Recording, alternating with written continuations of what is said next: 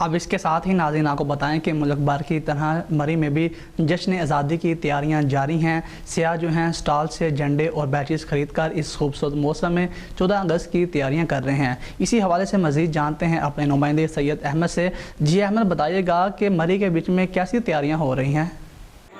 जी बिल्कुल, इस वक्त मैं मौजूद हूँ मलका कोसार मरी बाहर रोड के मुकाम पर। और अगर आपको बताते चलें 14 अगस्त के हवाले से, तो मुल्क भर की तरह मरी में भी 14 अगस्त की तैयारियां शुरू हो चुकी हैं। हमारे साथ एक सियाह फैमिली मौजूद है, इनसे जानते हैं कि वो 14 अगस्त की तैयारियां किस तरह से कर रहे हैं।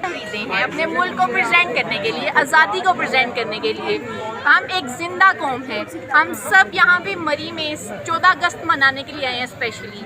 हम जिंदा कौम है, पाइंदा कौम है, हम जिंदा कौम है, पाइंदा कौम है, हम सब की है पहचान, हम सब का पाकिस्तान, पाकिस्तान, पाकिस्तान, हम सब का पाकिस्तान, पाकिस्तान जिंदाबाद। जैसा कि आपने देखा है कि मरी में भी तैयारियां उरूज पर हैं। तमाम इमारत और निजी और सरकारी इमारत को बरकीवी कुमकुनों से सजा दिया गया है और सियाह जो है भरपूर अंदाज में 14 अगस्त को मना रहे हैं। जी।